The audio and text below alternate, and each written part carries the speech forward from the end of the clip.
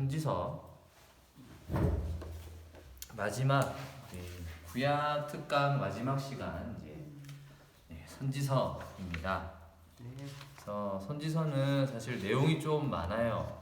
이게 함께 하고 있는 포함하고 있는 성경책 분량이 많아서 내용은 좀 많긴 한데 짧게 좀 전체적으로 성경에 어떤 이야기들을 하고 있는지 이야기를 좀 하도록 하겠습니다.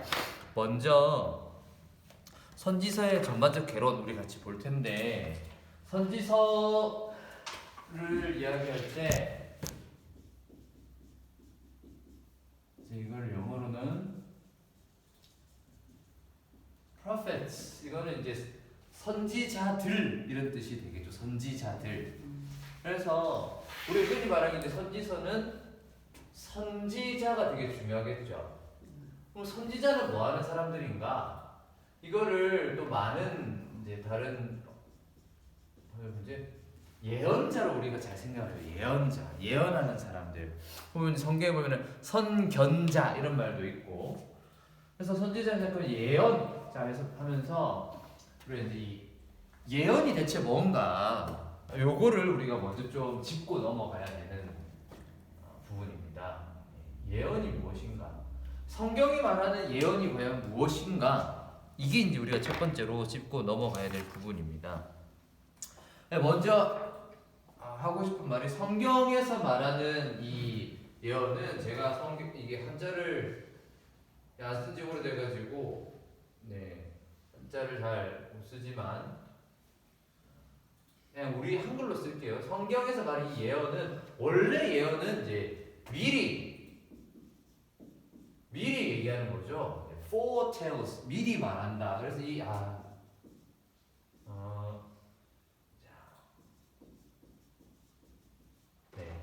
예언, 이제 예자를 쓰는데 원래는, 그런데 이게 아니라 성경의 예언은 이게 아니라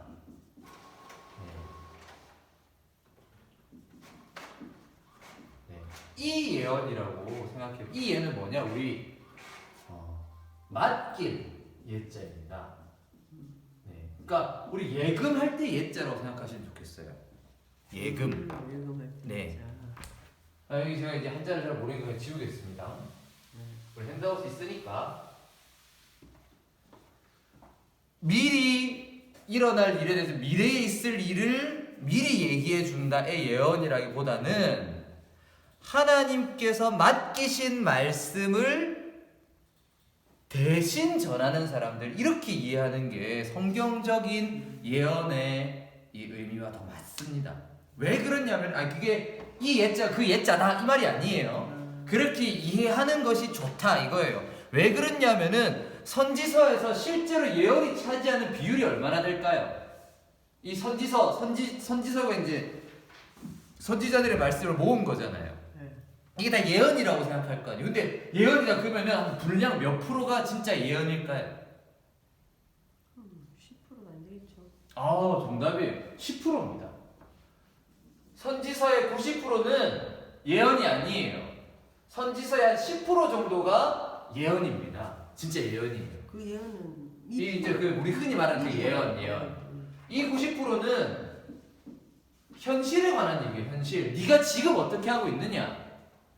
현실에 대한 가르침들입니다. 현실에 네가 이렇게 살면 안 된다, 이렇게 살아야 된다라고 하는 깨우침과 가르침이 90%예요. 나머지 10%가 진짜 예언입니다. 그러면 이 10% 중에서, 이 10%의 예언 중에서도 사실 이것도 되게 나뉘어져요. 이 중에 5%가 무엇에 관한 것이냐? 새 언약과 새로운 공동체에 대한 이야기입니다. 이거는 새 언약과 새 공동체에 대한 5% 정도예요. 그럼 이거는 어떻게 됐어요? 이건 이미 성취됐어요. 뭘 통해? 성경. 교회를 통해. 교회를 통해 성취됐죠. 새 언약과 공동체는 우리 이 교회를 통해 이미 신약에서 성취가 된 거예요. 그 다음에 나머지 5% 중에서 2%는 또 무엇에 관한 것이냐? 나머지 5% 중에서 2%는 메시아에 대한 겁니다. 그럼 이 메시아에 대한 예언은 어떻게 됐어요? 이것도 성취됐죠. 뭐를 통해? 예수님을 통해. 예수님을 통해 성취된 거예요. 메시아 오실 거다. 오셨잖아요. 메시아 오셨잖아요. 그 다음에 남은 3% 중에서 2%. 네. 이거는 뭐냐? 이거는 바빌론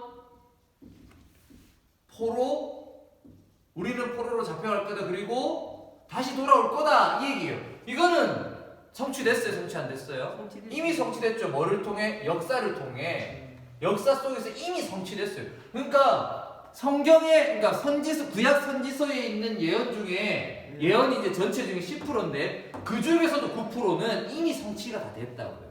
그럼 나머지 1% 남았어요. 1% 남은 게 뭐냐? 이게 여호와의 날에 대한 겁니다. 여호와의 날. 이거는 반은 성취되고 반은 성취가 안 됐어요. 이거는 예수님의 초림과 재림이다. 그렇죠. 재림인데 초림은 이미 있었지만 아직 재림은 아직 안 왔기 때문에 요건 아직 남았어요.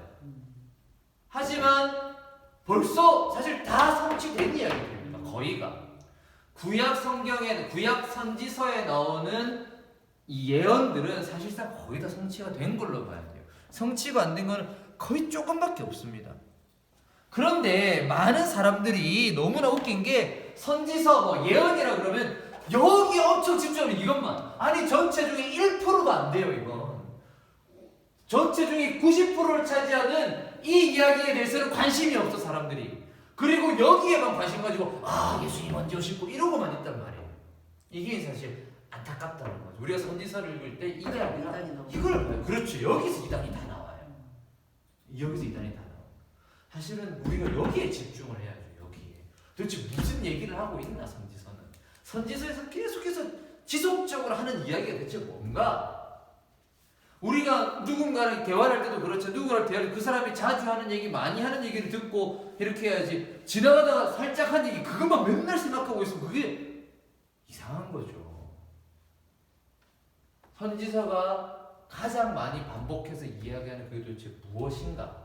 여기에 집중해야 됩니다. 아니 보니까 그것이 무엇이냐? 선지자들이 계속해서 얘기하는 것은 주로 깨우치면서 너네가 지금 잘못하고 있다. 근데 그 잘못 두 가지가 크게 뭐냐면은 첫 번째는 우상 숭배고 두 번째는 사회적인 불의였습니다. 이 두 가지에 대해서 계속 질타했어요. 근데 이거는 다시 보면 이거는 10계명에 1계명부터 4계명이고 이거는 5계명부터 10계명이잖아요.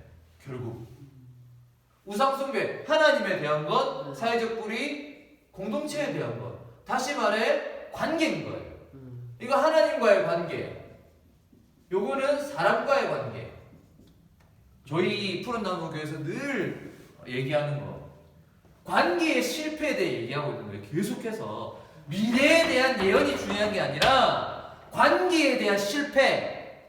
너희는 지금 관계가 다 실패되어 있다. 하나님과의 관계 잘못 맺고 있고 사람과의 관계 잘못 맺고 있다. 그게 우리의 현실이다. 그러니 돌아와라. 하나님의 관계 똑바로 맺고 사람과의 관계 똑바로 맺자.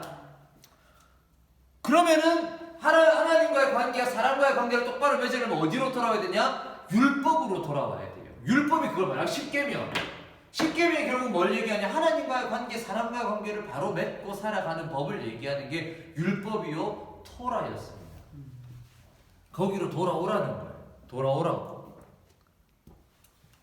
그래서 단순히 율법을 문자적으로 지키는 것 이상으로 하나님께서 그 토라를 통해서 그래서 신명기에서 우리가 제일 중요한 게 뭐다? 마음이었잖아요. 마음이라는 말을 엄청 많이 사용하면서 마음을 다하고 목숨을 다하고 힘을 다하고 뜻을 다하여 주 너의 하나님을 사랑하라. 그 신명기 6장 4절부터 시작하는 쉐마였잖아요. 마음. 율법에 이게 무조건 하기 싫은데 쓰여 있으니까 하려는데 이게 아니라 내 진짜 마음으로 하나님을 사랑하기 때문에 내 공동체를 사랑하고 살아가는 거. 이게 사실 토라가 말하는 거예요. 거기로 돌아오라는 거죠. 이게 선지서의 90%가 하는 이야기입니다. 나머지도 사실 그거예요. 너네가 이걸 똑바로 안 하니까 결국 망할 거다. 그래서 너네가 똑바로 안 하니까 새로운 공동체를 세우실 거다. 그래서 우리 힘을 안 되니까 하나님의 아들이 오실 거. 이런 이제 미래에 대한 예언을 하는 것이고 중요한 핵심은 바로 이겁니다. 하나님과의 관계, 사람과의 관계.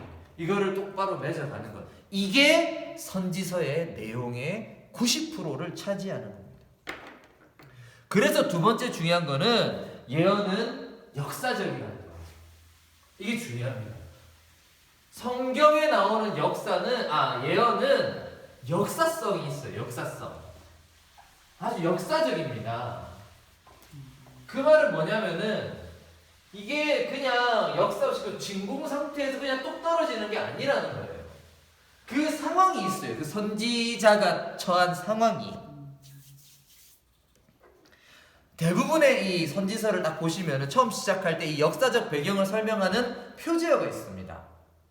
뭐 누구누구의 아들 누구가 어느 시대에 하나님의 말씀을 받아서 한 예언이다. 뭐 이런 식으로 나와요. 그러니까 예언자들은, 여기 나오는 선지자들은 초역사적, 뭘 역사적으로 산 게 아니에요. 역사 없이 그냥 갑자기 뿅 하나님 말씀하셨다. 언젠가. 그게 아니에요. 무슨 말이냐면은 구약에 있는 역사서를 가지고 갑자기 좀 있으면은 하나님 오신다 이렇게 해석하면 안 돼요. 그 당시의 역사적 상황 속에 왜 하나님이 이런 말씀을 이 공동체에 주셨나, 이 사람에게 주셨나, 이거를 봐야 된다는 거예요. 다시 말해 구약 성경의 선지서에 나오는 이 내용들은 구체적인 역사적인 정황 속에 살아갔던 사람에게 그 상황 속에 주신 말씀이지, 구약의 이 선지서를 가지고 우리나라 대한민국에 몇 년도에 뭐가 일어날 것이라는 미래의 일을 점치는 식으로 하는 예언이 절대로 아니라는 거예요. 그렇게 해석하면 절대 안 됩니다. 정말 무식한 일인 거예요. 그 당시에 하나님의 백성들이 직면했던 문제들, 거기에 대해서 씨름하고 하나님의 말씀을 전했던 설교자들입니다. 이 사람 점쟁이가 아니에요.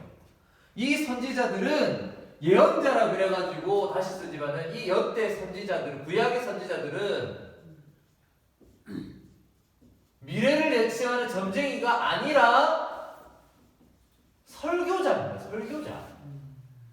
그 구체적인 역사적 정황 속에 자기가 살고 있는 이 우리 공동체의 회중들을 향해 하나님의 말씀을 대언했던 설교자예요. 그렇게 봐야 맞습니다. 그래서 구약의 예언은 역사의 현장 속에서 활동하는 하나님의 메시지예요. 이 역사성을 반드시 생각해야 됩니다.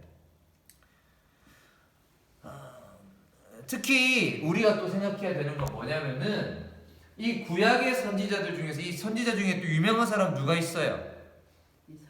이사야 이런 사람도 유명하잖아요. 그런데 엘리야, 엘리사는 어때요? 그런데 왜 엘리야, 엘리사 보세요. 우리가 구약의 선지자들을 뭐라고 부르냐면은 이 사람 구약 선지자들을 글 쓰는 선지자라고도 합니다. Writing prophet이라고 해요. 이게 무슨 말이냐면은 보세요. 엘리야, 엘리사하고 아모스 같은 사람을 비교해 볼게요. 엘리야나 엘리사는 정말 엄청난 선지자, 엄청난 기적을 행했어요. 바알과 아세라 선지자 850명하고 혼자 싸워가지고 이겼어요. 엘리사도 큰 군대, 하나님의 능력으로 막 이기는 엄청난 기적을 행한 선지자들인데 이 사람들은 어때요? 글을 쓰지 않았습니다. 이 사람들이 남긴 선지서는 없어요. 엘리야서, 엘리사서 이런 건 없잖아요. 우리는 열왕기서에서 그들이 이런 일을 했다더라 이렇게 됩니다. 대신 아모스는 뭐 대단한 기적을 행한 거 없어요. 다만 아모스는 뭐랬냐? 글을 썼죠. 아모스서를 남겼어요. 그걸 통해 지금 우리에게 하나님의 뜻을 지금도 알려주는 거예요. 우리가 선지서를 읽을 때 이 성경의 책 이름에서 발견할 수 있는 이 선지자들은요, 글 쓰는 선지자들이었어요. 엘리야, 엘리사처럼 기적을 행한 선지자가 아니라 하나님의 말씀을 기록함으로써 지금 우리에게 하나님의 뜻을 알려주는 거죠. 다시 말해 우리는 사람한테 이런 선지자 대단한 사람들이었어. 그 사람 어떤 사람이었어. 그 사람 뭘 했을까. 사람이 중요한 게 아니라 그들이 남긴 글, 하나님의 메시지에 주목해야 되는 거예요. 우리가 구약의 선지서를 읽을 때 중요한 포인트는 예언자, 이 사람들이 누구였을까 이것보다도 이 사람들을 통해서 지금 우리에게 전해주는 하나님의 메시지, 그게 무엇일까? 이것을 우리가 고민해야 돼요. 자, 그래서 두 번째 선지자들의 활동 시대를 한번 볼게요. 선지자들이 그래서 그러면 이제 역사적 정황 속에서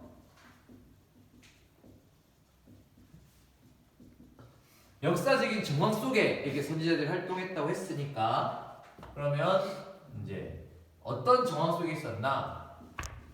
크게 한 뭐 7개의 시대로 나눠보면은 먼저 사무엘 이전 시대, 두 번째로는 통일왕국. 그렇죠, 통일왕국 시대, 세 번째는 이제 분열 왕국 초기,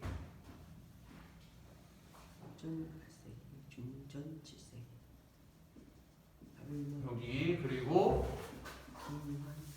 BC 주전 8세기, 그리고 BC 7세기, 그리고 바빌론 포로기 전후, 그리고 여기 이제 기한 이후, 뭐 이렇게 시대를 조금 나눠볼 수 있겠습니다. 이렇게 나누어서 봤을 때 보면 선지자들이라 그러면은 제일 유명한 시대 사실 이 시대예요. 이 시대. 이 시대가 제일 유명합니다. 이 시대. 네. 이 시대가 제일 유명한데 사무엘 이전에도 선지자가 있었을까요? 이전에는 네. 뭐 생각나는 사람들. 사사들. 오, 맞아요. 사사들도 선지자 같은 역할을 했었습니다. 사무엘 이전 시대 중에 가장 먼저 선지자로 이름이 등장한 사람은 누구냐면 에녹입니다.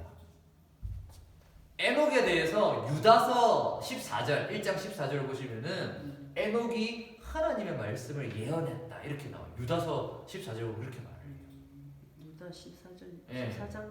아니 14장이 아니고 유다서는 한 1장밖에 없잖아요. 네. 네. 저 신약 마지막 그 요한계시록 바로 앞에 유다서를 보시면은 에녹이 예언을 했다 이렇게 나와요. 그래서 선지자로 볼 수 있고, 그 다음에 족장들 이라면 이제 아브람, 이삭, 야곱도 하나님의 말씀을 받아서, 그 다음에 모세, 아론 다 모세에게 너와 같은 선지자를 일으키리라 이런 말씀하셨거든요. 네. 모세도 그다음 발람 선지자였죠. 그리고 드보라 다 선지자 드보라 이렇게 불립니다. 뭐 이런 사람들이 있었어요. 이런 선지자들이 있었는데 통일왕국 시대에 이제 드디어 선지자들이 활동을 시작해요. 사무엘, 그리고 갓, 이게 다 다윗 시대 선지자인데, 그리고 다윗이 잘못했을 때 당신 잘못했어 했던 그 사람 나단, 뭐 이런 사람들이 쭉쭉 있었습니다. 그리고 분열왕국 시대 초기에 누가 나냐면 이게 이제 엘리야, 엘리사, 그리고 또 뭐 여러 가지 선지자들이 이제 등장을 해요. 그러고 나서 이제 주전 8세기경 활동했던 선지자가 누구죠? 바로 그 유명한 이사야, 그리고 호세아, 아모스, 미가, 요나, 뭐 등등등 있습니다. 이 시대가 언제냐면은 이게 북이스라엘 망하기 전후예요. 북이스라엘이 망하는 게 722년이거든요. 이게 8세기예요, 이게. 그러니까 호세아도 그렇고 이게 아모스도 그렇고 이 사람들이 북이스라엘의 타락에 대해서 엄청 얘기를 했습니다. 이사야는 북이스라엘이 망하고 나서 망하는 이 시점에서 북이스라엘이 이제 막 쳐들어오고 그러다 또 좀 망하고 그런 모든 시대들 속에서 어떻게 살아야 될지를 고민했던 그런 이야기들이 있어요. 네. 이 사이쯤에 살았어요. 그래서 북이스라엘이 망하는 그 어간에 활동했던 게 8세기라면은 그 100년 뒤는 BC 7세기는 누가 있냐면은 바로 예레미야의 시대예요. 예레미야로 대표되는 그 외에 하박국, 스바냐, 나훔 뭐 등등등 이 사람들이 이제 같은 시대 사람들인데 7세기 같은 경우는 이제 유다, 남유다의 흥망성쇠죠. 남유다 망하기 전이에요.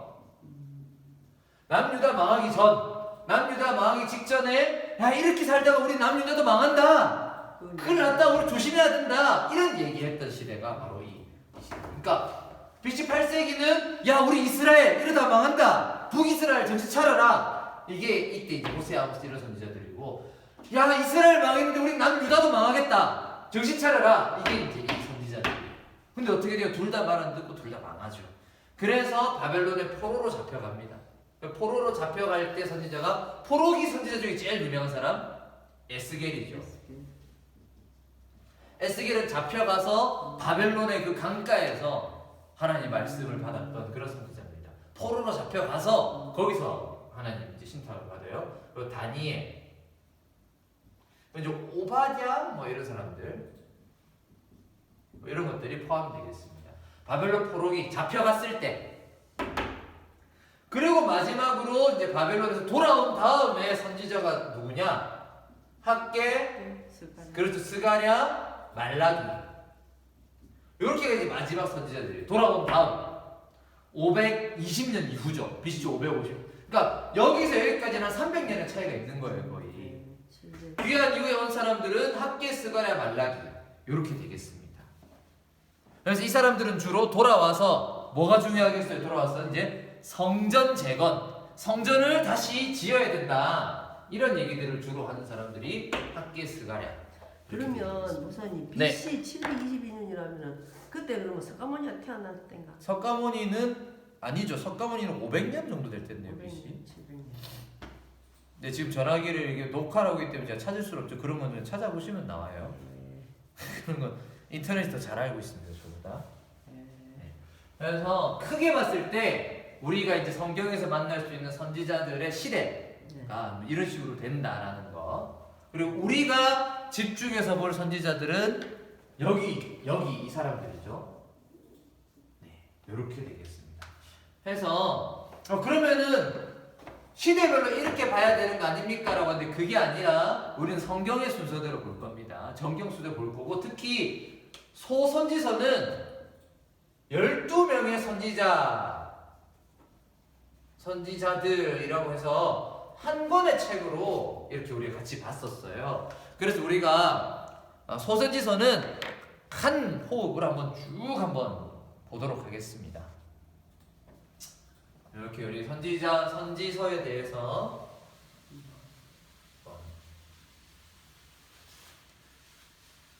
중요한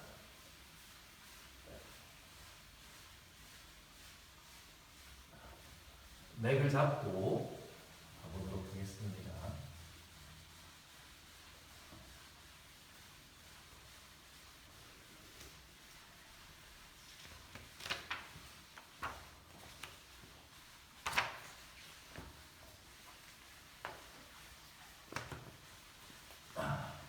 네, 저 성경책을 가져와서 같이 보도록 하겠습니다. 이것도 지워버렸네. 선지서 다시 쓰고.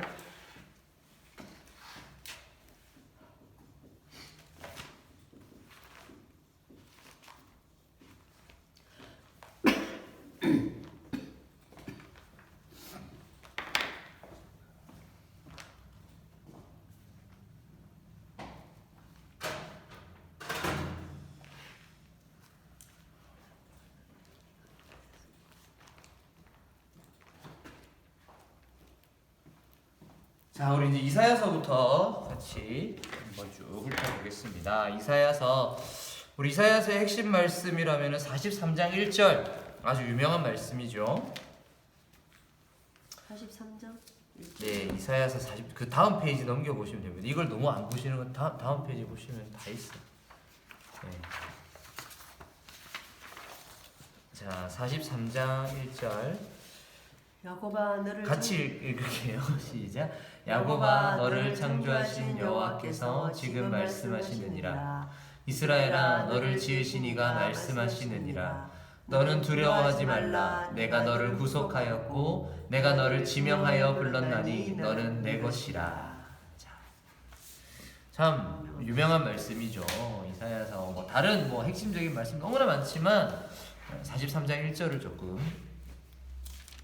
가져와 봤습니다. 자, 이사야서는 누가 썼을까요?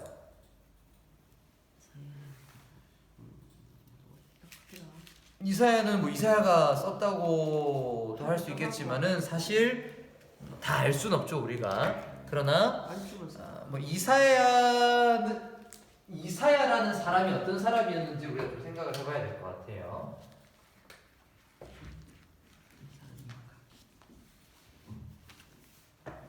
이사야가 선지자로서 활동했던 시대는 완전히 뭐 확실한 건 아니지만 그래도 대략 BC 740년 정도부터 687년 정도로 보입니다. 740년에서 680 이게 우시야 왕의 사망 연도고 이거는 히스기야 왕의 사망 연도입니다. 우시야 왕이 죽은 해부터 하나님의 소명을 받아서 아마 히스기야 때까지 활동하지 않았나. 거의 한 5, 60년, 한 거의 50년 가까이 활동했던 선지자입니다. 그래서 이사야서 하면은 우리가 흔히 아는 게 크게 하나, 둘 또는 세 개로 그 내용을 나눌 수 있죠. 처음에 일단 1장부터 39장까지, 두 번째가 40장부터 한 55장까지, 세 번째가 56부터 66장까지. 늘 말씀드리지만 이사야서는 참 재밌게도 66장까지 있고 이게 마치 구약과 신약의 그 장수처럼 권수처럼 39 나머지 27 이렇게 볼 수가 있어요. 그래서 1, 2, 3 뭐 이렇게 보셔도 되고 1, 2, 3 이렇게 세 개로 보셔도 되고 하는데 여기에 따라서 저자도 다 다르다 이렇게 보는 사람이 있어요. 제1 이사야, 2 이사야, 뭐 제3 이사야 이렇게 보는 이야기도 있고 한데 그 이유는 세 가지가 말하는 어떤 내용이 너무 달라서 그래요.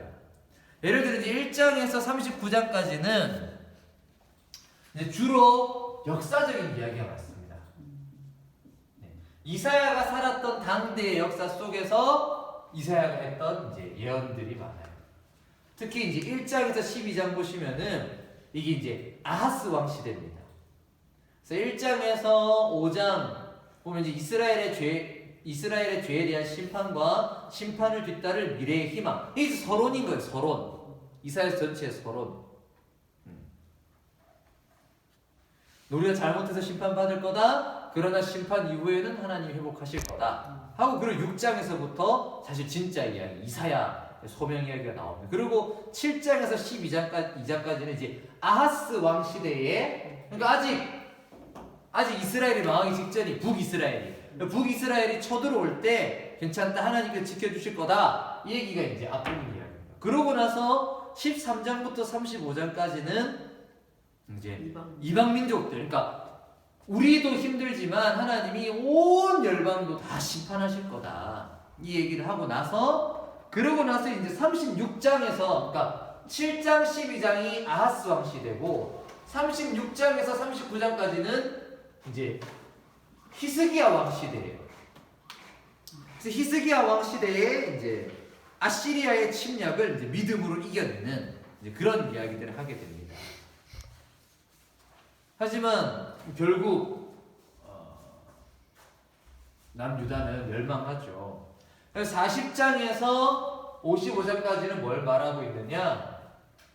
이제 바벨론에서 바벨론 강제 이수에서의 해방, 하나님께서 우리를 구원하실 것이다. 우리가 비록 바벨론에 잡혀 심판을 당하겠으나 1장에서 39장까지 계속 말했던 어떤 심판의 메시지에서 이제 구원과 회복의 메시지를 말하는 게 40장에서 55장. 그래서 40장부터 펼쳐서 이제 계속 읽어보시면 좋은 말씀 엄청나게 많아요. 기분 좋은 말씀들 막 되게 막 힘나고 막 힘 복돋죠. 그런 말씀 되게 많습니다. 그게 신약이에요. 그렇게 이제 보시는 분들이 있죠. 네. 그래서 좀 신약적이다 이렇게 하는데 그렇게 말이 안 되면 이거 자체가 지금 구약이잖아요. 근데 구약과 신약을 신약은 좋고 구약은 심판이다 그렇게 말하기가 어렵죠. 왜? 지금 이 내용 자체가 구약이라니까요. 마치 근데 우리가 이렇게 나눈 것처럼 1장부터 39장은 주로 이렇게 좀 얘기를 하는 것 뿐이지 구약에도 뭐 회복과 좋은 복의 말씀은 엄청나게 많습니다. 지금 이사야 40장에서 55장도 그렇고요. 56장에서 66장은 이제 강제 이후, 그러니까 역사적으로는 포로기 이후의 이야기입니다. 그래서 이거는 귀한 이후, 포로기 이후에 이제 구원받고 난 이후에 우리의 삶은 어떠해야 되는가? 재건이라고 좀 해둘까요? 포로기 이후의 재건, 구원 이후의 삶은 어떻게 되나? 그러면서 여기에는 이제 마지막 예수님의 재림과 완성에 대한 이야기까지 그런 예언까지 포함되어 있습니다. 그래서 이사야서 하면은 이 구조를 잘 생각하셔야 돼요. 이사야서는 항상 이 큰 구조를 생각하셔야 됩니다. 중간에 여기 13장부터 35장까지는 사실 똑같은 얘기 계속 나와요. 뭐 어느 동네는 심판당할 거다. 애고바 너는 심판당할 거다. 뭐 아시리아, 아수르야, 뭐 바빌로나, 뭐 에도마, 뭐 어디야, 저기야, 뭐 이스라엘아, 유다야 계속 심판한다는 얘기밖에 없어요. 그러니까 이거를 계속 읽으려고 그러면 지칩니다. 그러니까 이거 그냥 내용적으로 1장에서 39장까지는 주로 심판인데 7장에서 12장은 아하스 시대, 36장에서 39장은 히스기야 시대. 그래서 이제 역사적인 이야기들 이렇구나. 그리고 40장에서 55장은 이제 하나님께서 우리를 구원하실 것이다, 우리를 회복하실 것이다 이런 얘기. 그리고 56장에서 66장은 그렇게 구원받은 사람들 어떻게 살아야 되고 하나님 어떻게 우리를 다시 재건하실 것인가 이 이야기들이구나. 이렇게 크게 내용을 보시고 이사야서를 읽으시면은 큰 게 이제 도움이 될 것입니다. 네, 근데 이사야서에서 좀 특이할 부분이 있어요. 이사야 좀 기억하면 좋은 게 아까 이사야서 이제 아까 우리 선지자들이 예언의 몇 프로가 메시아 예언이다 이런 얘기 했었잖아요. 근데 그 메시아 예언의 대부분이 이사야서에 많이 들어 있습니다. 이사야서는 이 메시아 예언이 굉장히 많은데 그 중에서도 주목할 게 주님의 종, 여호와의 종이에요. 종. 주님의 종의 노래들이 있어요. 이사야서에 보면은 여기 말고 이제 나머지 보시면 여기 이사야서 파트에 보시면은 16페이지죠. 16페이지 밑에 주님의 종 이렇게 있죠. 이 부분이 매우 중요합니다. 여기에 메시아가 어떤 분인지에 대한 내용이 굉장히 상세히 들어있기 때문에 이 부분에 잘 살펴보시고 이 부분도 같이 좀 살펴볼 수 있으면 좋은데 넘어가도록 하겠습니다. 그래서 이사야서에는 메시아 예언이 많다. 기억해 주시고요. 자, 이제 예레미야로 넘어가 보겠습니다. 예레미야. 자, 예레미야 핵심 말씀 1장 10절 같이 읽겠습니다. 시작. 보라, 내가 오늘 너를 여러 나라와 여러 왕국 위에 세워 네가 그것들을 뽑고 파괴하며 파멸하고 넘어뜨리며 건설하고 심게 하였느니라 하시니라. 아멘. 자, 이제 예레미야입니다. 예레미야의 저자는 누구일까요? 대충 이제 예레미야라고 볼 수 있겠죠. 자, 이 예레미야 선지자가 활동했던 시대는 언제일까요? 대략 이사야보다 한 100년쯤 뒤입니다. 100년. BC 627년부터 확실하진 않지만 그 다음에 586년까지 우리가 볼 수 있어요. 그러니까 딱 이사야보다 딱 거의 100년 뒤예요. 100년 차이가 나요, 두 사람의 사이는. 627년은 이제 요시야 왕 13년입니다. 네, 요시야 왕 13년 되는 해고 586년은 예루살렘 함락이죠. 그러니까 남유다의 마지막을 살았던 사람이 예레미야입니다. 남유다의 마지막을 살았던 사람.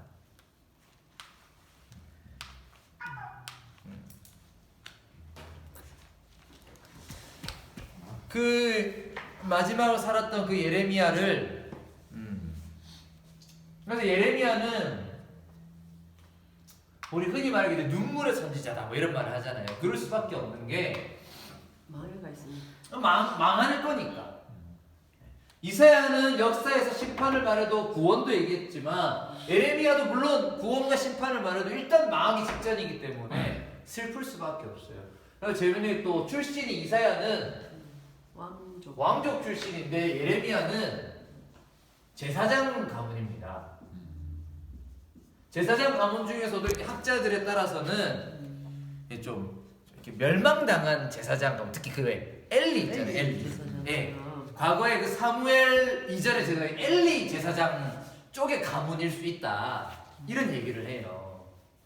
그래서 그러니까 예레미야는 그러니까 힘들고 불쌍하고 어려워 좀 이런 게 많아요. 그리고 이제 내용으로 가보면은 예레미야 1장에 보면은 이제 예레미야의 소명이 나오는데요. 아까 우리 읽었던 핵심 구절이 바로 예레미야의 소명입니다. 하나님이 너는 이거 하려고 내가 너를 세웠다. 이건데 그게 뭐냐? 내가 오늘 너를 여러 나라와 여러 왕국 위에 세워 네가 그것들을 뽑고 파괴하며 파멸하고 넘어뜨리며. 뽑고 파괴하다라는 거는 이 식물, 농사, 식물에 대한 이미지입니다. 그러니까 심었던 걸 다 뽑아버린다는 거예요. 내가 심었던 이 농작물을 다 뽑고 파괴하며 그 다음에 파멸하고 넘어뜨리다는 이 건물에 대한 이미지입니다. 다 무너뜨릴 거라는 거예요. 요거 이 두 가지 이미지는 굉장히 하나님이 이 하나님의 나라를 설명할 때 많이 쓰시고 나중에 고린도전서에도 고린도전서 3장에도 이걸 쓰세요. 어떻게 나오느냐? 바울이 그런 얘기를 합니다. 나는 그냥 심었고 아폴로는 물을 주었는데 자라게 하는 건 하나님. 그래서 이게 식물의 이미지를 쓰고 그 다음에 어떻습니까? 하나님의 이 성전 건물을 허물면 안 된다 이러면서 건물의 이미지를 또 써요. 내가 다른 사람의 터 위에는 하지 않는 이런 얘기하면 이제 건물의 이미지를 씁니다. 식물과 건물의 이미지는 이 하나님의 공동체를 비유할 때 구약과 신약에 다 쓰는데 예레미야에 이게 너무 잘 나오는 거예요. 근데 이게 지금 심판의 메시지가 4개입니다. 뽑고 파괴하며 파멸하고 넘어뜨리겠다. 근데 뒤에 두 가지 구원의 메시지도 있어요. 내가 다시 건설하고 심게 하겠다. 역시 건축과 이 농사의 이미지죠. 건물과 식물, 건축과 농사의 이미지를 통해서 하나님의 나라에 대한 심판과 구원의 메시지를 전하는 게 예레미야입니다. 그래서 예레미야도 좀 함께 볼 말씀 참 많은데 일단 구조적으로 보면은 이렇게 좀 내용적으로 이렇게 되어 있는데 사실 여기도 뭐 중요한 말씀 정말 많습니다. 이사야도 정말 중요한 말씀 많은데 우리가 많이 건너뛴 것처럼 예레미야도 많아요. 정말 많은데 예레미야에서 꼭 좀 하고 싶은 얘기 중에 하나는 예레미야 이제 7장이죠. 7장. 예레미야 7장 가보겠습니다.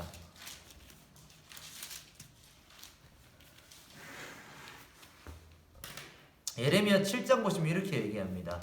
여호와께로부터 예레미야에게 말씀이 임하니라 이르시되 너는 여호와의 집 문에 서서 이 말을 선포하여 이르기를 여호와께 예배하러 이 문으로 들어가는 유다 사람들아 여호와의 말씀을 들으라. 만군의 여호와 이스라엘의 하나님께서 이와 같이 말씀하시되 너희의 길과 행위를 바르게 하라. 그리하면 내가 너희로 이곳에 살게 하리라. 너희의 길을 바르게 하라 라는 말이 무슨 뜻이냐? 똑바로 살아라는 거예요. 성전에 들어오는 사람들한테 무슨 말을 하느냐? 예배 잘 드리세요, 주일 성수하세요, 11조 잘하세요가 아니라 똑바로 살아라 이겁니다. 예배를 잘 드리는 게 중요한 게 아니라 너희의 삶의 길과 행위를 바르게 하라는 거예요. 4절 너희는 이것이 여호와의 성전이라 여호와의 성전이라 3번이나 말하는데 그게 다 거짓말이라는 거예요. 거짓말이다. 5절 너희가 만일 길과 행위를 참으로 바르게 하면 된다. 근데 그 길과 행위를 바르게 하는 게 뭐냐? 이웃들 사이에 정의를 행하며 6절 이방인과 고아와 과부를 압제하지 아니하며 무죄한 자의 피를 이곳에서 흘리지 아니하며 다른 신들의 뒤를 따라 화를 자초하지 아니하면 내가 너희를 이곳에 살게 하리니 곧 너희 조상에게 영원 무궁토로 준 땅이니라. 이 선지서의 핵심은 2가지라고 했습니다. 우상 숭배 그리고 사회적 분리, 요거를 질타하는 거예요. 여기 보시면은 이웃들 사이에 정의를 행하고 이방인과 고아와 과부를 압제하지 말고 무지한 자의 피를 이곳에 흘리지 말아라. 이게 이 사회적인 정의라는 거예요. 사회적인 정의. 이웃들과의 관계, 공동체의 관계, 이걸 바로 세워가라. 그리고 다른 신들의 뒤를 따라 화를 자초하지 않는다. 그게 이제 우상숭배죠. 다른 신들의 뒤를 따르지 마라. 이 2가지가 선지서의 핵심입니다. 여기 지금 나오는 거예요. 그런데 8절 보세요. 보라 너희가 무익한 거짓말을 의존하는도다. 너희가 도둑질하며 살인하며 간음하며 거짓 맹세하며. 이거는 아까 말했지만 이게 10계명. 그렇죠. 6, 7, 8계명 다 어기고 있다는 거예요. 그리고 바르게 분양하며 너희가 알지 못하는 다른 신들을 따르면서. 그게 이제 앞에 우상숭배. 그러니까 이 2개를 계속 같이 얘기하는 거예요. 요것만 예를 들어 예수 안 믿고 저기 뭐 절에 다니는 사람들 아니면 뭐 성당 다니는 사람들 지옥 간다. 열심히 교회를 다녀도 사회적인 정의를 세우지 않으면은 마찬가지인 거예요. 너희가 그렇게 하면서 내 이름으로 일컬음 받는 이 집에 들어와서 내 앞에 서서 말하기를 우리가 구원을 얻었나이다 하느냐. 하나님 그거 인정하지 않겠다는 겁니다. 겉으로는 전혀 하나님의 이 계명대로 살려 하지 않으면서 사회적인 정의, 이웃과의 관계는 도외시하면서 예배를 열심히 드리면 하나님 나를 구원해 주실 거야, 천국 갈 거야. 웃기는 얘기예요. 그래서 신천지가 잘못된 겁니다. 사회적으로 이렇게 무리를 일으키고 거짓말하고 부모를 속이고 그렇게 살아가면서 내가 구원을 받을 것이다. 웃기는 얘기예요. 성경은 그걸 절대 지지하지 않습니다. 우리가 예레미야를 통해서 좀 우리가 그걸 좀 살펴볼 수 있고 그 외에도 뭐 살펴볼 말씀 많은데 예레미야의 핵심은 사실 중간에 30장, 33장 이 구원 신탁이라고 이게 이제 예레미야의 가운데에서 아주 핵심을 차지합니다. 여기에 바로 새 언약의 선언이 나와요. 새 언약의 선언. 31장 31절부터 34절 이게 사실 예레미야 예언의 핵심입니다. 새 언약. 그렇죠. 새 언약입니다. 새 언약.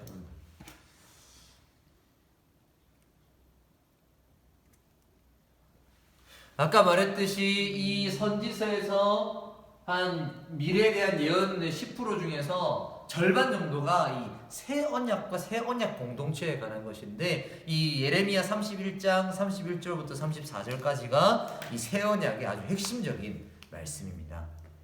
보라 날이 이르리니 내가 이스라엘 집과 유다 집에 새 언약을 맺으리라. 이 언약은 내가 그들의 조상들의 손을 잡고 애굽 땅에서 인도하여 내던 날에 맺은 것과 같지 아니할 것은 내가 그들의 남편이 되었어도 그들이 내 언약을 깨뜨렸음이라. 그러나 그날 후에 그러니까 미래에 내가 이스라엘과 맺을 언약이 이러하니 곧 내가 나의 법을 그들의 속에 두며 그들의 마음에 기록하여 나는 그들의 하나님이 되고 그들은 내 백성이 될 것이라.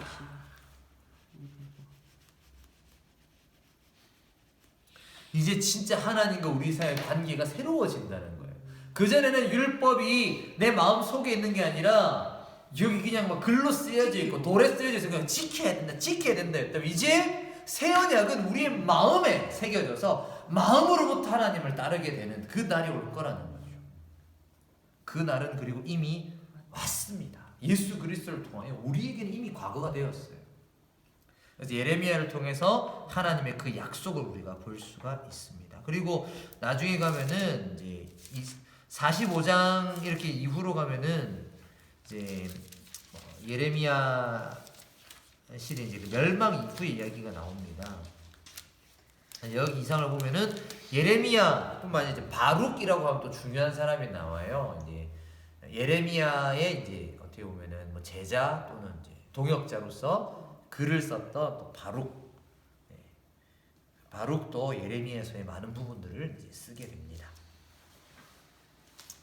그런 이야기들이 나오고요. 그 다음에 자 예레미야 다음에 나오는 것이 예레미야 애가죠. 애가가 무슨 뜻입니까? 애가? 슬픈 노래. 그렇죠. 슬픈 노래입니다. 슬픈 노래예요. 자, 우리 또 핵심 말씀 같이 한번 읽어볼까요? 3장 22절 23절 예레미야 애가 시작. 여호와의 인자와 긍휼이 무궁하심으로 우리가 진멸되지 아니함이니이다. 이것들이 아침마다 새로우니 주의 성실이 크시도소이다. 아침마다 새롭고 늘 새로우니 이 말씀인데 사실은 이게 그렇게 좋은 내용이 아니에요. 이건 슬픔 속에 부르는 노래입니다. 이 예레미야 애가는 누가 썼을까요? 누가 썼는지 안 나와요. 그렇지만 정황상 예레미야일 것 같습니다. 왜냐하면 예레미야 애가는 아마도 이 586년 직후에 쓰여진 것 같습니다. 예루살렘이 함락되고 난 직후에 쓰여진 노래로 보여요. 이 예레미야 애가는 5편의 시라고 보시면 됩니다. 1장, 2장, 3장, 4장, 5장이 5편의 이 슬픈 시의 노래입니다. 첫 번째 1장은 예루살렘을 의인화하면 이 예루살렘이라는 도시를 과부로 의인화해서 표현해요. 그래서 1장 1절을 보시면은 전에는 사람들이 많더니 어찌 그리 적막하게 앉았냐, 그렇게 크던 자가 이제는 과부같이 되었고 옛날에는 공주였던 자가 이제 강제노동, 그러니까 노예가 되었다, 이렇게 얘기하는 거예요. 과부처럼 남편도 잃고 슬피 울게 되었다, 이런 얘기를 합니다. 그런데 이 슬픔이 어디서 왔느냐? 2장에서는 뭐라고 하냐면 하나님이 예루살렘을 치셨다고 하는 거예요. 하나님이 군대를 몰고 와서 예루살렘을 직접 치신 거예요. 그래서 너무 슬퍼서 2장 11절 보세요. 예레미야 애가 2장 11절. 내 눈이 눈물에 상하며, 너무 많이 울어본 분 알 거예요. 눈이 막 짓무릅니다. 내 창자가 끊어지며 내 간이 땅에 쏟아졌으니 이는 내 딸 내 백성이 패망하여 어린 자녀와 젖먹는 아이들이 성읍 길거리에 기절함이로다. 그들이 성읍 길거리에서 상한 자처럼 기절하여 그의 어머니들의 품에서 혼이 떠날 때 어머니들에게 이르기를 곡식과 포도주가 어디 있느냐 하더라. 애들이 엄마 손에 품에서 굶어 죽으면서 엄마 먹을 것 있어요? 이러고 죽어갔다는 거예요. 너무너무 슬픈 거죠. 그런데 그것이 뭐다? 2장 17절 보세요. 여호와께서 이미 정하신 일을 행하시고 옛날에 명령하신 말씀을 다 이루셨습니다. 이게 하나님 이미 정해놓으신 거란 거예요. 왜? 우리가 하나님께서 바른 길을 걸어가라 했는데 바른 길을 안 걸어갔기 때문에 이런 일이 일어났다. 그러면서 3장에서는 이제 하나님께서 우리를 다시 회복시켜 주실 것에 대한 희망을 바라봅니다. 그게 3장 19절부터 보시면은 20절에 내가 낙심이 되오나 하나님의 말씀이 내게 소망이 되는 것은 여호와의 인자와 긍휼이 무궁하심으로 우리가 진멸되지 아니함이니이다. 이것들이 아침마다 새로우니 주의 성실이 크시도소이다. 이 얘기가 나오는 거야. 그러나 하나님이 우리를 기억하셔서 우리가 완전히 망하진 않았다. 우리는 다시 회복할 수 있다 하면서 나오는 말씀 33절. 이게 너무 중요해요. 33절. 주께서 인생으로 고생하게 하시며 근심하게 하심은 본심이 아니시로다. 그게 하나님 본심이 아니에요. 우리에게 인생으로 하여금 고난을 겪게 하시는 것은 돌아오라고, 하나님을 바로 알라고 하시는 거지, 그게 본심이 아니라는 거죠. 그래서 40절, 우리가 스스로 우리의 행위를 조사하고 여호와께로 돌아가자, 하나님께로 돌아가자. 하나님 돌아, 이게 이제 3장의 내용이고요. 그리고 4장은 이제 너무 많은 사람들이 죽고 또 이렇게 했던 것에 대한 슬픔과 두려움. 그리고 마지막 5장은 우리를 다시 회복시켜 달라고 구하는 기도입니다. 그래서 그 기도의 핵심은 21절이죠. 5장 21절. 여호와여 우리를 주께로 돌이키소서. 그리하시면 우리가 주께로 돌아가겠사오니 우리의 날들을 다시 새롭게 하사 옛적 같게 하옵소서. 예. 그래서 우리를 다시 회복시켜 주옵소서 하는 게 예레미야 애가의 내용입니다. 그러나 이렇게 노래했음에도 불구하고 어떻게 됩니까? 유다는 망했죠. 그래서 망하고 나서 끌려갔던 사람 중에 누가 있었느냐? 바로 에스겔이 있었습니다. 그래서 이제 에스겔은 대략 주전 593년부터 573년까지 한 20년 정도 활동한 것으로 보이는데요. 이 에스겔의 핵심 말씀 39장 7절 우리 같이 읽겠습니다. 내가 내 거룩한 이름을 내 백성 이스라엘 가운데 알게 하여 다시는 내 거룩한 이름을 더럽히지 아니하게 하리니 내가 여호와 곧 이스라엘의 거룩한 자인 줄 민족들이 알리라 하라. 네, 아멘. 네, 대표적인 이제 하나님의 이제 이름, 여호와의 이름의 신학 이게 나오는 부분인데요. 이 에스겔 선지자는 아까 말했듯이 멸망하고 나서 580년 멸망하고 나서 좀 있다가 이제 한 5년 뒤에 사람이 다 끌려가는데 그때 끌려갔던 사람들입니다. 그래서 바벨론에 끌려가서 살았고요. 끌려가 있는데 이제 그 끌려가 있는 상황 속에서 하나님이 부르십니다. 너는 이런 일을 하여라 라고 이제 말씀을 주시는데 그걸 가지고 얘기를 하게 돼요. 1장부터 3장까지는 에스겔이 이제 예언자, 선지자로서 하나님의 부르시는 이야기가 나오고 4장부터 24장까지는 이제 심판에 대한 이야기. 너희가 이렇게 잘못했다, 너희가 잘못했다 이런 얘기가 쭉쭉 나옵니다.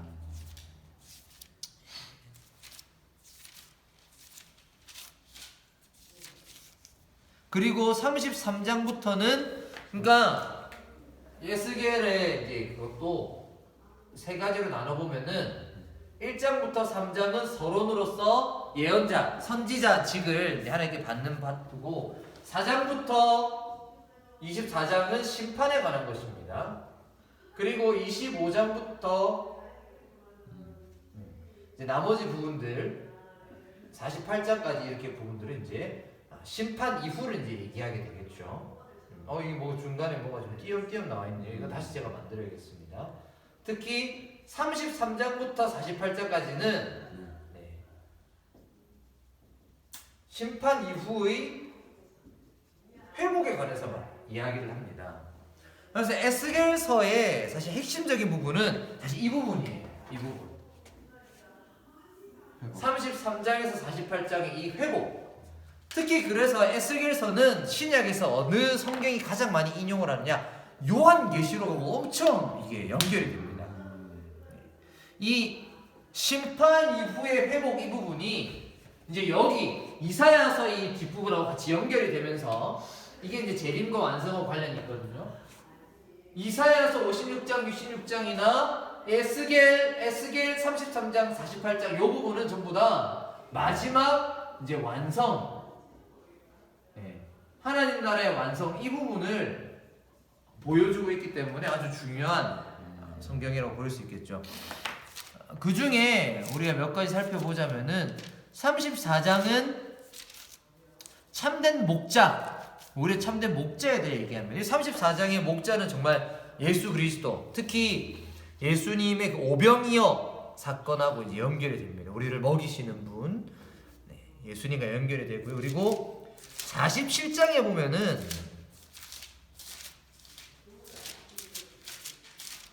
이제 47장에 성전 문에 이르시니 성전에서 물이 이렇게 막 흘러갑니다. 사람이 건너지 못할 강이 성전으로부터 강이 흘러가고 또 47장 7절에 보시면 강 좌우편에 나무가 심이 많고 그리고 9절에 보니까 물고기가 심이 많다. 그러니까 생명의 강물에 대한 얘기가 나옵니다. 이 생명의 강이 나중에 보면은 이제 요한계시록에 보면은 역시 그 새하늘과 새 땅이 내려올 때 생명의 강이 흐르고 거기에 생명수가 흐른다. 뭐 이런 얘기가 나옵니다. 그리고 또 앞에 40장 43제 보면은 또 성전, 미래 성전에 대한 이야기가 나와요. 네. 새로운 성전 이야기가 쭉쭉 나옵니다. 이런 걸 통해서 아하, 하나님의 나라, 미래의 하나님의 나라가 어떨 것인가, 이런 생각들을 우리가 바라보게 하는 그런 책이 이제 에스겔인데요. 그래서 그렇다 보니까 이 중요한 게 에스겔서를 가지고 막 미래를 예측한다면서 가는 이단이 굉장히 많습니다. 그래서 저희가 처음에 우리 강의 시작하면서 얘기했던 것처럼 모든 구약의 선지자들은 자신이 살았던 시대, 그게 1차적 관심이에요. 구체적인 역사적 정황 속에. 바벨론 지금 포로기잖아요. 이 에스겔은 포로입니다. 포로. 바벨론에 잡혀서 바벨론의 그 그발 강가, 바벨론 강가에서 울다가 하나님 말씀 받았어요. 그러니까 에스겔한테 중요한 거는 우리 여기서부터 탈출하는 거지, 여기서부터 나가는 거고, 하나님 우리를 회복해 주는 거지. 우와, 2000년 3000년 뒤에 하나님의 나라가 오고, 그거 지금 생각하고는 사람이 아니에요. 그렇기 때문에 이제 1차적 관심을 먼저 우리가 먼저 그거를 먼저 좀 고민해야 되고, 그런 관점에서 회복과 하나님의 어떤 계획, 이런 것도 봐야 되겠습니다. 그리고 다음 성경은 이제 다니엘서입니다. 다니엘서는 다니엘 3장 18절을 우리가 한번 같이 보겠습니다. 다니엘 3장 18절.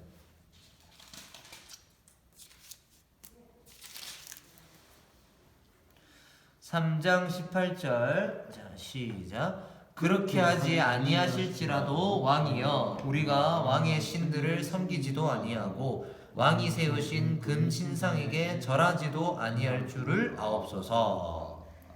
이게 참 유명한 그 사드락과 메삭과 아벳느고의 이야기죠. 이들이 잡혀갔는데 막 절해라 그런데 이렇게 하는 그런 얘기인데, 이게 뭐냐면은 이제 다니엘은 재밌는 거는, 우리는 이제 다니엘이 역사적인 인물이라고 보는데 많은 사람들이 다니엘 같은 경우는 잘 모릅니다. 왜냐면은 이 성경을 누가 썼다라는 게 없어요. 이게 사실 명시적으로 밝히질 않습니다. 그런데다가 이게 정확하게 다니엘이라는 사람이 실제로 살았는가를 이 책을 통해 보면은 뭔가 시대가 안 맞아요. 그러니까 이게 역사적인 팩트하고 다니엘서의 어떤 서술들하고 뭐가 잘 안 맞습니다. 그래서 우리가 다니엘서가 이게 지금 팩트냐 뭐냐 좀 이게 힘들어요. 게다가 다니엘서는 크게 내용이 이제 1장에서 6장까지랑 7장에서 14장까지 이렇게 두 파트로 나눌 수 있는데, 앞에는 그래도 그 다니엘과 세 친구 이야기예요. 다니엘 앤드 세 친구. 근데 뒤에는 다니엘의 예언만 쭉쭉 나옵니다. 꿈속에서 환상의 예언. 요걸 이제 우리가 묵시적 환상이라고 해요. 묵시적 환상. 네. 그래서 이걸 뭐 요한계시록처럼 완전 미래를 내다보는 환상에 대해 이렇게 하는데, 사실 학문적으로는 이것도 이제 사후 예언이다. 무슨 말이냐면은 이미 일은 다 경험해 놓고 예언처럼 그냥 막 써놓은 거 아니냐, 또 이런 사실 학술적인 이런 부분도 있어요. 그래서 우리가 뭐라고 정확하게 말하기는 어려운데, 우리가 다니엘서에서 우리가 좀 볼 수 있는 건, 우리 요 앞부분 이야기에서는 우리가 무엇을 발견할 수 있냐면은, 이 사람들이 다 포로로 잡혀갔던 사람들이, 이 에스겔하고 똑같습니다. 포로로 잡혀가서 어떻게 살았는가? 포로로 잡혀가니까 바빌론의 이제 느부갓네살 왕이, 바빌론의 정말 큰 위대한 왕이었는데, 그 왕 앞에서도 다니엘과 세 친구는 굽히지 않아요. 신앙을 굽히지 않습니다. 끝까지 신앙을 지키고, 특히 그렇게 하지 아니할지라도 3장 17절을 보면 이렇게 말해요. 왕이여, 우리가 섬기는 하나님이 계시다면 우리를 맹렬히 타는 풀무불 가운데에서 능히 건져내시겠고 왕의 손에서도 건져내시리이다. 그러나 그렇게 하지 아니하실지라도 우리는 왕의 신에게 절할 수 없습니다. 네. 엄청난 이 신앙의 기계죠. 이런 걸 지켰다라는 거죠.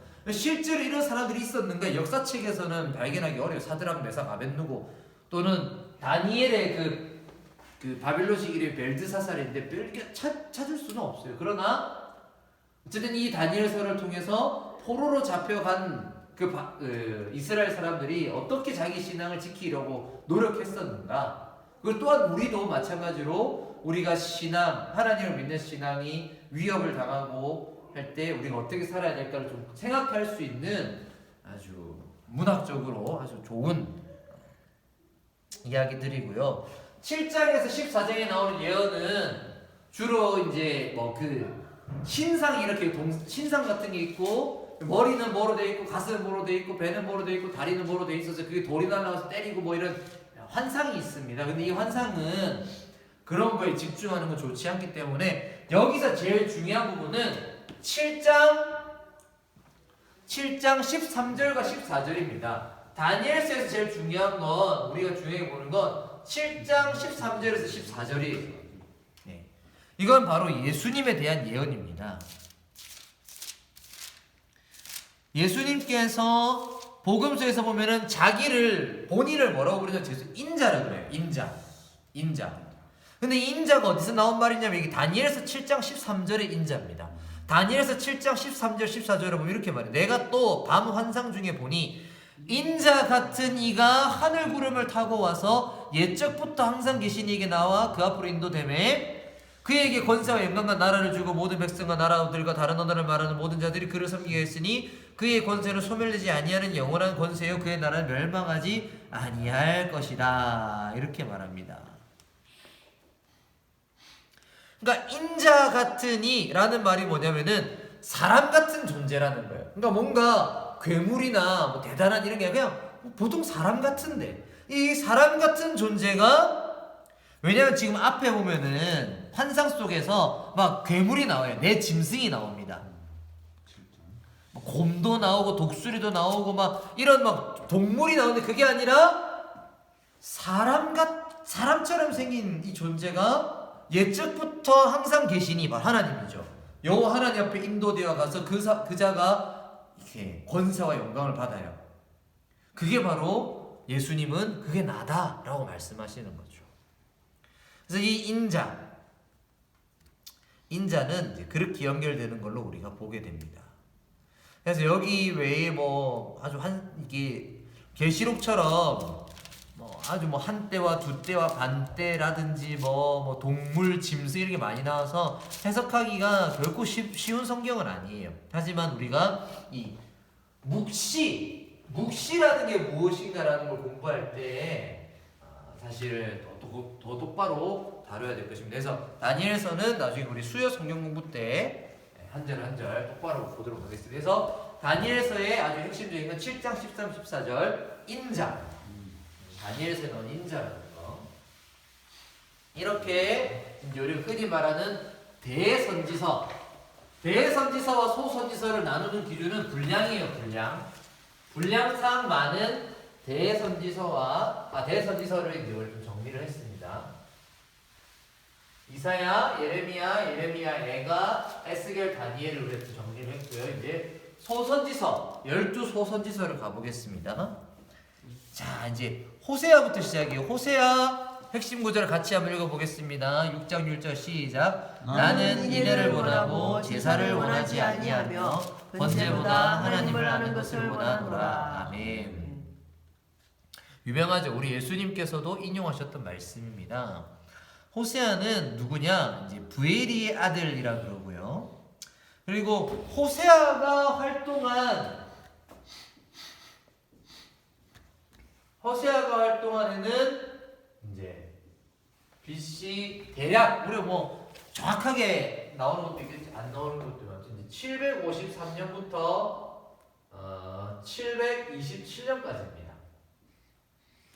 네, 이게 이제 호세아가 활동하는데. 그러니까 이사야랑 비슷해요. 이사야보다 조금 앞부분 이사야랑 거의 비슷한데 이게 지금 중요한 게 뭐냐면은 북이스라엘 같은 경우는요. 북이스라엘의 중요한 부분은 바로 여로보암 2세 시대입니다. 여로보암 2세 시대. 호세아는 이제 여로보암 2세 그리고 남유다로 치면 이제 히스기야 초반부 이런 건데 북이스라엘의 여로보암 2세 시대가 굉장히 중요합니다. 이게 이제 이사야 초반에 이제 북이스라엘 왕이기도 했고 이 8세기 이게 이제 8세기 선지자인데 8세기에 이게 아주 중요한 이 시대사예요. 왜 그러느냐? 북이스라엘의 여로보암 2세 시대는 북이스라엘의 최고 전성기였어요. 국가적으로는 정치적으로나 군사적으로나 경제적으로 가장 잘 나가던 때입니다. 그런데 역설적으로 선지자들이 가장 활발하게 활동하는 때예요. 왜? 이때 가장 타락했거든요. 국가적으로 가장 전성기를 누려도 영적으로는 가장 타락한 시대일 수 있다는 거예요. 어떻게 타락했느냐? 하나님을 버리고 사회에 부정의, 불의가 만연한 이런 잘못된 시대였습니다. 그래서 그런 거를 설명하기 위해서 이 1장에서 3장, 호세아 1장에서 3장은 그 유명한 이제 결혼의 은유를 사용해요. 결혼. 여러분 잘 아시는. 그 음란한 여자랑 결혼을 해라 해서 고멜을 맞이하였더니 고멜이 아이를 낳고 이런 걸 통해서 하나님과 이스라엘의 관계가 마치 음란한 아내가 이제 애를 낳았는데도 막 애 버리고 딴 남자한테 가고 이런 거랑 똑같다 이런 걸 이제 설명해 주시면 뭐좀 물어봐도 돼요? 네. 이 호시아다 볼 때마다 이게 진짜 은유인지 호시아한테 진짜 결혼을 이 하락한 게인지 알 수가 없어요. 이거를 우리가 뭐라 그러냐면은요 예언자적 행동이라고 합니다. 이 선지서의 주요 사용가 예언자적 행위라고 그래요. 이게 뭐냐면 우리는 예언이라 그러면 미래 이런 것이 있을 것이다. 이거 말만 예언이라 생각하는데 그게 이제 예언에 대해 자꾸 착각을 해서 그래요. 다시 제가 처음에도 우리 설명드렸듯이 성경의 예언은 미래에 있을 일을 미리 말하는 게 아니라 정기, 예급 이런 것처럼 맡기는 거예요. 하나님이 우리에게 맡긴 말씀을 전하는 건데 그 맡긴 말씀을 전할 때 말로만 하는 게 아니라 나의 삶으로도 보여줘야 돼요. 예언자는, 선지자는. 에스겔 같은 경우는 예를 들어 그냥 땅바닥에 기어다녔습니다. 이러고 막. 그게 설명이에요. 빨개 벗고 그냥 대굴대굴 구르기도 했어요. 옷 안 입고. 진짜로. 예레미야는 목에 착고를 차거나 어디 구덩이에 들어가거나 내 삶으로 내 행위로 이스라엘의 상황을 보여줘야 돼요. 2년 동안 밥 안 먹고 그냥 뭐 이러고 다녀야 돼요. 그래서 사람들이 보고 정말 왜 저러노? 그럴 때 예레미야가 우리 이스라엘 상황이 이렇단 말이다. 이런 식으로 설교만 하는 게 아니라 내 인생으로 보여줘야 된다고요. 상황, 우리의 영적 상황을. 그게 예언자적인. 예수님도 이런 행위를 많이 하셨어요. 예수님도 선지자시잖아요. 왜냐면 그리스도가 기름 부음 받은 자인데 기름 부음 받은 자 안에 세 가지 직분이 다 있어요. 왕, 제사장, 선지자 직분이 있어요. 예수님 선지자로서도 하셨습니다. 그 선지자로서는 말도 하시지만 그걸 내 인생으로 살아 보여야 돼요. 내 삶으로, 내 모습으로. 그 선지자적 행위를 예수님도 여러 번 하세요. 어떤 부분이죠? 예수님 주로 어디서 이제 예언자적 행위냐면은 설교하시기 전에 어디 가서 가만히 앉아 있는다든지, 어디에 선다든지, 손을 든다든지, 뭔가 행위를 하실 때에서 그런 게 이제 예언자적 행위를 하실 때가 있습니다.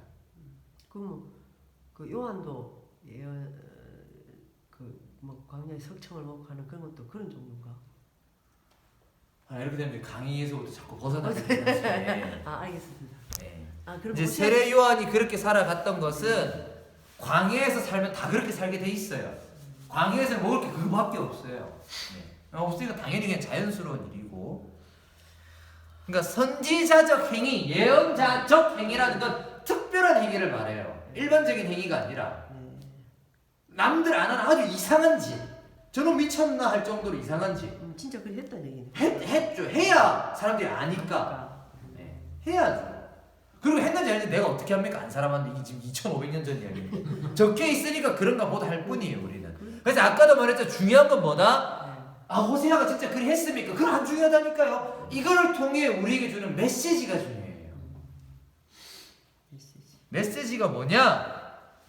하나님과 이스라엘의 관계 또는 하나님과 하나님의 백성 공동체의 관계가 마치 결혼을 한 부부와 같은데 하나님을 저버리고 우상 숭배하는 것이 남편을 저버리고 가는 아내와 같다. 이거를 호세아의 삶을 통해 보여주는 것입니다.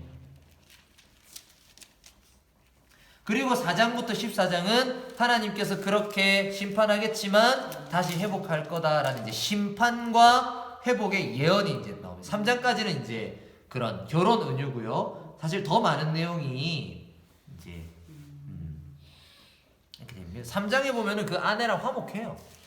고매라고 화해합니다. 그러니까 내가 하나님이 그렇게 하겠다는 거예요. 핵심은 사실 4장부터 사람이 자꾸 호세아 하면은 자꾸 그 음란한 뉴스 이거 그건 중요하지 않고 4장부터가 중요해요. 4장 보세요. 이스라엘 자손들아 여호와의 말씀을 들으라. 여호와께서 이 땅 주민과 논쟁하시나니 이 땅에는 진실도 없고 인애 사랑이요 사랑도 없고 하나님을 아는 지식도 없고 오직 저주와 속임과 살인과 도둑질과 가늠뿐이요 포악하여 피가 피를 이거밖에 없다는 거예요. 하나님을 아는 지식이 없으면 사회적으로 정의가 없어진다는 거죠. 6절 내 백성이 지식이 없음으로 망하는 보다 네가 지식을 버렸으니 나도 너를 버려 내 제사장이 되지 못하게 할 것이요 네가 네 하나님의 율법을 잊었으니 나도 네 자녀를 잊어버리리라. 하나님의 율법을 잃어버리면 하나님과의 관계가 끊어져. 내가 네 자손을 잊어버리겠다는 것은 이제 관계 없다는 거예요. 심판입니다. 왜? 우리가 하나님으로부터 마음 멀어지고 음행하고 우상 숭배하였기 때문에. 그러나 6장입니다. 6장 보세요. 오라 우리가 여호와께로 돌아가자. 여호와께서 우리를 찢으셨으나 도로 낮게 하실 것이요 우리를 치셨으나 싸매어 주실 것이다. 3절 그러므로 우리가 여호와를 알자. 힘써 여호와를 알자. 그의 나타나심은 새벽빛같이 어김이 없나니 비와 같이 땅을 적시는 비와 같이 우리에게 임하실 것이다. 우리가 힘써 여호와를 아는 것. 그래서 6절에 이렇게 말해요. 나는 인애를 원하고 제사를 원하지 아니하며 번제보다 하나님 아는 것을 원하노라. 여기서 뭐예요? 우상 숭배와 사회적 불의를 말하지만 단순히 종교적인 열심을 내는 게 아니라 하나님과의 관계를 회복하는 것, 진짜 나를 똑바로 아는 것, 하나님 그거를 원하신다는 것. 네. 그런 이야기들을 쭉쭉 합니다. 그래서 12장 6절도 마찬가지예요. 12장 6절. 12장도 이제 에브라임과 이스라엘의 이제 죄, 이게 북이스라엘을 말하는 건데 12장 6절. 그런즉 너희 하나님께로 돌아와서 인애와 정의를 지키며 항상 너희 하나님을 바라. 인애는 사랑이죠. love, 영어로 love, mercy, 헤세드, 긍휼, 자비, 사랑과 정의. 이게 하나님을 아는 겁니다. 하나님을 안다는 거는 성경 공부 열심히 하는 게 아니에요. 사랑과 정의로 살아가는 것. 이게 하나님을 아는 것입니다. 자, 그 다음에 요엘서는 특이하게 역사적 정황이 없어요. 요엘서는 역사적 정황이 없는 대신 어떤 사건이 있는데 뭐냐면은 이거는 메뚜기 재앙이 있었던 것 같습니다.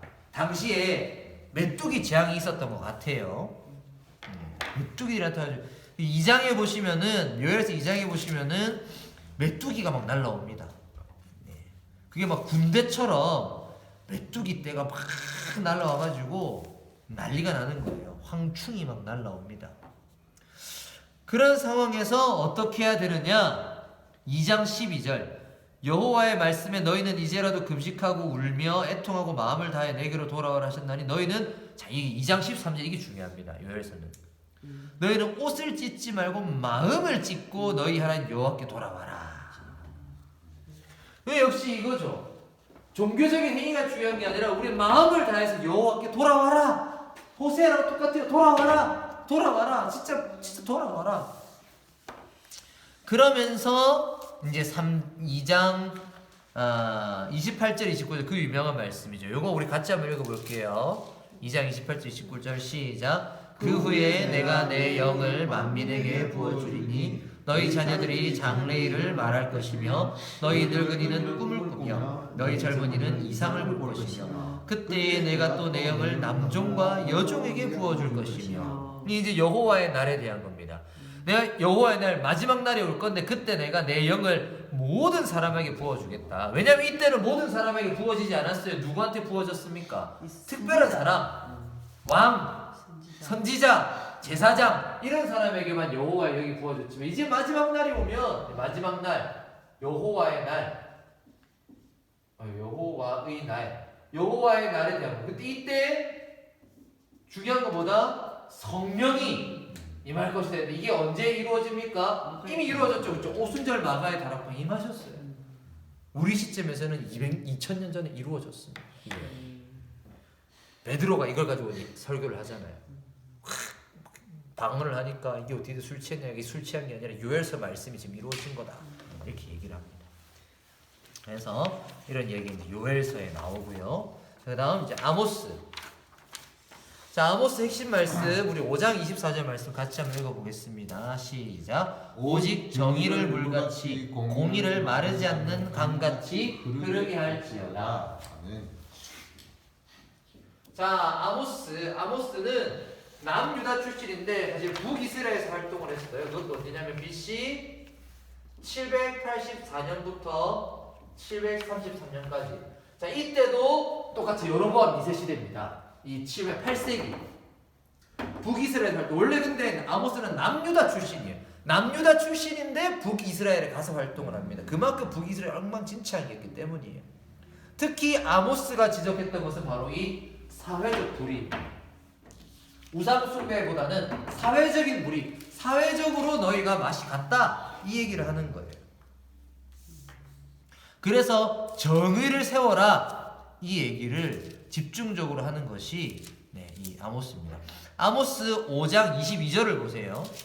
21절부터 보겠습니다. 5장 21절 아모스. 내가 너희 절기를 미워하며 멸시하며 너희 성회를 그러니까 예배드리는 게 싫다 이거예요. 너희가 내게 번제나 소제를 드릴지라도 내가 받지 아니할 것이요 너희의 살찐 희생의 화목제도 내가 돌아보지 아니하리라. 네 노래 소리를 내 앞에서 그칠지어다. 네 비파 소리도 내가 듣지 아니하리라. 찬양하는 거 듣기 싫다 이거예요. 왜? 정의와 공의. 내가 원하는 건 공평과 정의다. 정의를 세워라. 이 얘기를 하는 게 아모스서입니다. 그 얘기를 했더니 7장부터 보시면은 7장 10절에 보시면 그런 얘기를 하니까 북이스라엘의 제사장이 기분이 나쁜 거예요. 쥐가 뭔데? 남유다 출신이 왔었지. 그래서 해가지고 12절에 아모스 얘기를 해. 이 선견자야 너는 유다 땅으로 도망해서 거기에서나 예언해라 하니까 14절에 아모스가 나는 원래 선지자 아니다. 나는 원래 목자요 뽕나무나 키우는 사람인데 여호와께서 나에게 말씀을 주셨다. 근데 16절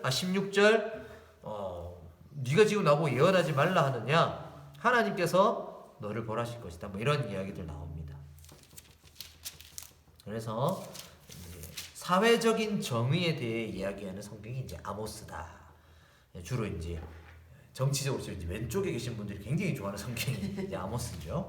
자, 그다음 오바댜입니다. 오바댜 우리 1장 12절 앞부분 같이 읽겠습니다. 시작. 네가 형제의 날 곧 그 재앙의 날에 방관할 것이 아니며. 자, 오바댜는 자 에돔의 파괴와 관련이 있어요. 에돔하고 관련이 있어요. 오바댜 하면 에돔입니다. 오바댜 하면 에돔 이렇게 외우시면 돼요. 오바댜는 무슨 게 처음 들어보는데 오바댜 하면은 에돔입니다. 에돔은 누구의 자손이죠? 에서죠. 그런데 이게 시대가 언제냐면 아마 586년 직후인 것 같아요. 유다가 멸망하고 나서 에돔 족속들이 유다 멸망을 보고 아예 꽃이다 이랬나 봐요. 그러니까 하나님 하시는 말씀이 형제의 날에 네가 방관할 수 있느냐? 유다 자손이 패망하는 날에 네가 기뻐해서야 되겠느냐? 그 고난의 날에 입을 크게 벌리고 좋다 하면 되겠느냐? 그렇죠. 그럼 니도 가만 안 놔두기다. 이게 하나님의 말씀입니다. 그래서 오바댜서를 통해 우리가 알 수 있는 것은 그렇죠. 형제 사랑이에요. 사회적인 정의입니다. 그것은 다른 사람이 아파할 때 못 주라고 내일도 아닌데 그거는 하나님이 원하시는 게 아니라는 거예요. 그러니까 단순히 착하게 산다 이런 게 중요한 게 아니라 형제 사랑. 하나님은 형제를 사랑하는 것을 중요하게 여기십니다. 그게 더 연결되는 게 요나서예요. 요나 잘 아시죠? 요나서는 사실 이게 누가 썼는지 알 수 없는데 요나 자체는 실존 인물입니다. 이게 여로보암 2세가 이제 BC 786년부터 746년까지가 여로보암 2세 치한데 근데 요나는 이때 실제 살았던 사람이에요. 근데 이 요나서가 진짜인지는 알 수가 없는 게 왜냐면 이 고도의 어떤 문학적인 이게 또 돼 있습니다. 어떻게 되느냐 이게 마치 그거 같아요. 연극 같아요. 요나서가 연극 같아요. 1장 이게 2막 4장으로 이루어진 연극 같습니다. 처음에 1막 1장은 이제 바다 위, 그러니까 배 위에요. 배 위에서 막 요나 다 아시는 이야기죠. 그러니까 1막 2장은 바다 속, 물고기 뱃속이에요. 그러니까 우리말로 치면은 배 위에, 이건 뱃속에 통통, 그러니까 이게 나무 배 위에서 어찌됐노 저찌됐노 하고 있을 때 이거 물고기 뱃속에. 그리고 2막은 이제 나와가지고 요나가 어디로 가느냐. 2막 1장은 니느웨에 가서 하니까 요나가 이제 니느웨로 갑니다. 그럼 회개를 선포하니까 니느웨 사람이 회개해요. 그랬더니 2막 2장은 요나가 이제 화를 냅니다. 하나님한테 막 분노해요. 어찌 이럴 수가 있냐고. 아니 니느웨는 뭐냐면 이게 아수르의 수도입니다. 아시리아, 우리 북이스라엘을 망하게 한 아시리아의 나쁜 놈들인데 어떻게 니느웨 이런 말씀을 전하게 하니 말이 됩니까? 하는데 하나님은 뭐라고 하느냐. 우리 요나서 핵심 말씀 4장 11절 같이 읽겠습니다.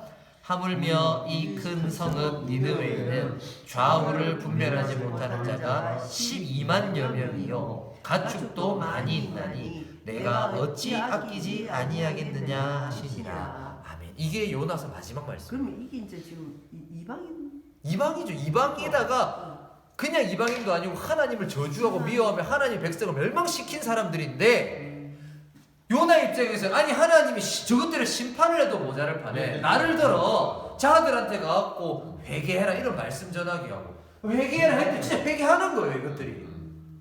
어찌 이럴 수 있느냐 이렇게 하나님이 하시는 말씀이 그 박넝쿨을 내려보내요. 그래서 박넝쿨 줬더니 요나가 그 박넝쿨 이러니까 하나님이 야 너는 네가 키우지도 않은 박넝쿨이 있다가 없어진 걸로도 그렇게 죽으려고 하는데 하물며 이 큰 성읍 니느웨는 사람이 12만 명이 살고 좌우를 분별치 못하는 자 이제 어린이들이 어린이도 많이 사는데 내가 야 아끼지 않겠느냐. 그래서 하나님의 긍휼을 이야기하는 겁니다. 하나님의 긍휼. 그렇죠. 그래서 단순히 뭐 구약 성경은 이스라엘 이 민족만을 위한 책이 전혀 아니에요. 하나님이 어떤 분이 지금 보여주는 겁니다. 오히려 이스라엘 백성은 자기들이 바빌론한테 멸망하니까 하나님 우리 민족을 살려달라 할 때 하나님 나는 민족에 갇힌 하나님이 아니다. 나와 어떤 관계를 맺고 있냐. 그 내가 어떤 존재인지를 제발 좀 알라는 거예요. 뭐를 하고 내 뭐 신분이 어떻고 자격이 어떻고가 아니라 나와 참된 관계를 맺자꾸나 이걸 얘기하시는 거예요. 네. 그 다음 이제 손자 미가입니다. 미가는 이제 이사야하고 역시 동시대 사람이에요. 계속 8세기입니다. 미가는 750년에서 698년까지 활동한 것으로 보여요.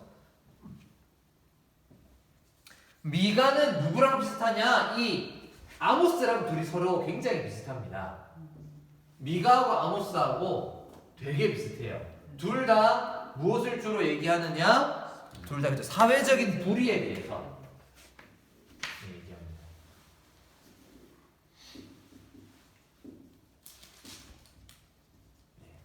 특히 미가는 지도자들을 엄청 까요. 왜냐하면 미가는 평민 출신이에요. 이사야랑 동시대 사람인데 이사야는 왕족이니까 왕족을 까진 않아요.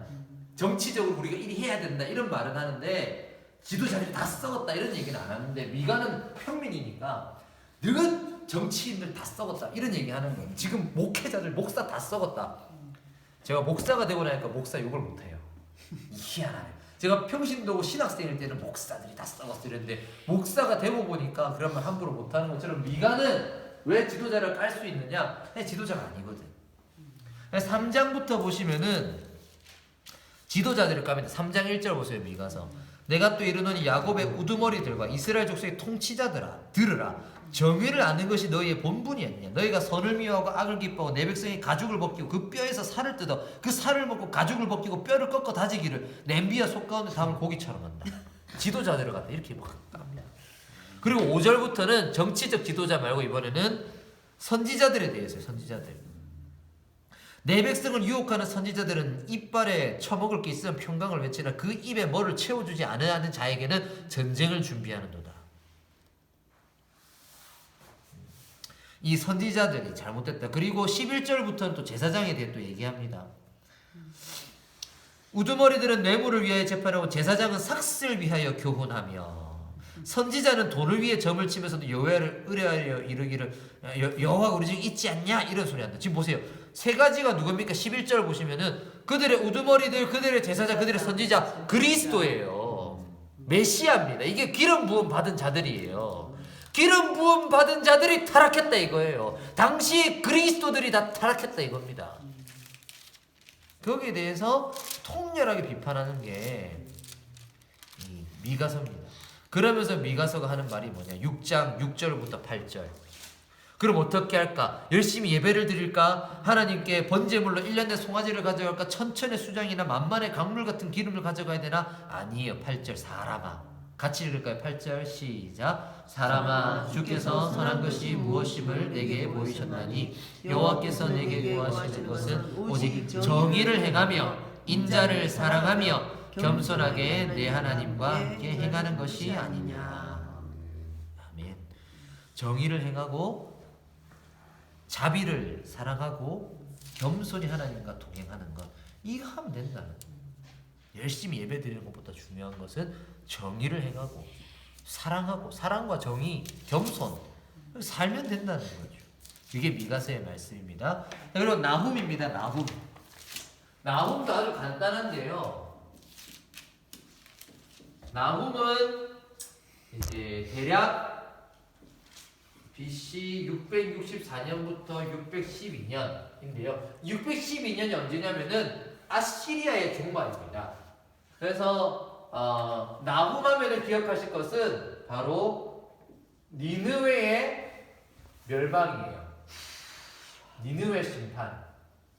그래서 다른 거는 외우기 쉬운데 예를 들어 오바댜, 나훔이를 외우기 어렵잖아요. 그러면 이렇게 외우시면 돼요. 이응이니까 에돔, 니은이니까 니느웨 이렇게 외우시면 좋습니다. 그래서 아시리아가 지금 664년이면은 722년에 그러니까 100년 전에 이 멸망시켰어요. 이스라엘. 그럼 이스라엘 막 힘들잖아요. 그때 아니야. 니느웨 너가 요나 때에 니느웨 회개했지만 회개 안 하면 니느웨 아무리 잘 나가는 아수르의 수도 니느웨라도 결국 망할 거였는데 612년이 아시리아의 종말입니다. 612년 아수르도 멸망이에요. 자, 그리고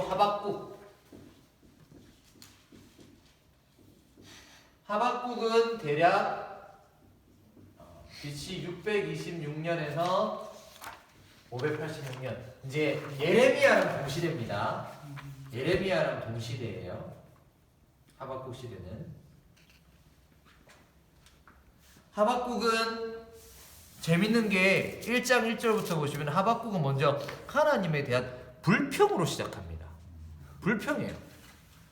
하나님 뭐 찌랄 수가 있습니까? 하나님 진짜 이건 너무하네요. 이런 얘기를 해요.